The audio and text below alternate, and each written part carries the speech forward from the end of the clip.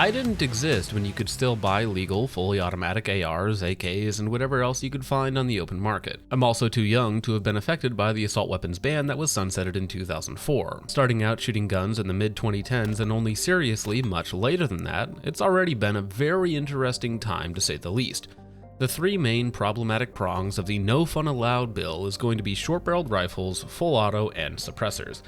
That's the trident the ATF wields against the average gun guy just looking to have a good time. We can just see the sun rising on 2025, and it seems like every few months something new gets released that pushes the envelope of what we can legally possess.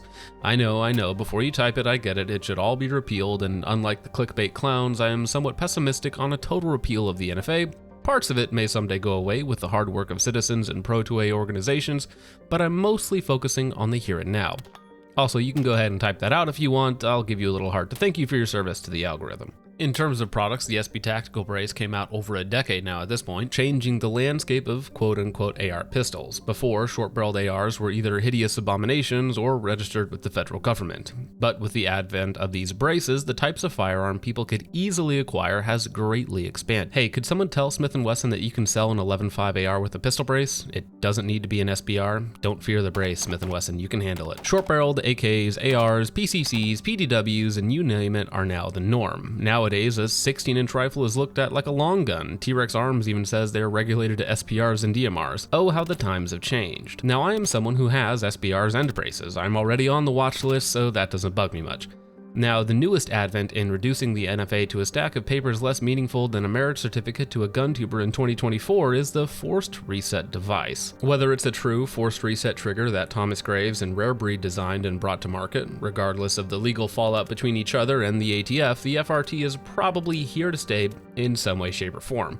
Now we also have the Hoffman and Friends designed Super Safety, which accomplishes the same thing in a slightly different way. We have seen these products also evolve to the AK platform with the Kono Trigger Empire scam, but I don't want to drag that out here as I've already done about 8 hours worth of streams on that. Point being, forced reset devices exist and are available for multiple platforms, and the types and platforms will only increase as time goes on. As of right now, I've tried a couple variation. This isn't a review of those systems yet, but in short, they work. Now, I know that there is still ongoing litigation on these devices in several places, and depending on where you live, they may not be available for sale, but that printer go burr. But again, I think these devices will continue to exist in some way, shape, or form. Once something is created, it's hard for it to be uncreated without divine intervention. If you aren't familiar with the concept of a forced reset trigger, well, let me say it again, but slower. Forced reset trigger. Via differing mechanisms, it will push the trigger forward and reset it manually, meaning you can pull it again very quickly. You still have to pull the trigger every time, meaning that according to the letter of the law, the NFA does not apply to these devices. Not like that's ever stopped them before, though. So you can essentially increase your rate of fire to full semi-auto. There are some quirks and idiosyncrasies that you'll need to consider when installing these into your systems, but again, that's not this video. Now, the last prong of the trident, or the last head of the dragon, and like the meme, this is one with the least positive progress. Texas and Montana and maybe other states tried to make made-in-state and sold-in-state suppressors legal to where you don't need to go through any NFA paperwork, the idea being that if they don't cross state lines, they don't fall under the purview of federal agencies that can enforce interstate commerce. Again, the ATF does not care. Bringing up Alpha Tactical again, they were making Texas suppressors when that law was in the book in Texas, and the ATF still showed up in force, pointed guns in their 8-year-old son's face, took their money, personal items, and essentially turned their lives inside out. The ATF have got my passport. They've got his passport, my wife's passport, and my 8-year-old's passport. He was 7 at the time when they came and raided us. He was so terrible. Like traumatized the poor kid. Archie's got Asperger's, so he doesn't like change. And when they came with like trucks and guns, and we don't see that in Australia, they pulled him away from his mum, and obviously he's freaking out and carrying on. He won't sleep in his own bed. But yeah, that really affected him. Like, really affected him. That's the type of bad day that may. And to the ATF agent watching this video, have a great day. The only real positive developments in the suppressor side of things over the last few years is number one, the normalization. You see them basically everywhere. More companies are in the market making decent options. People owning multiple cans is much more common than just one 30 cal or 45 cal can that can do everything.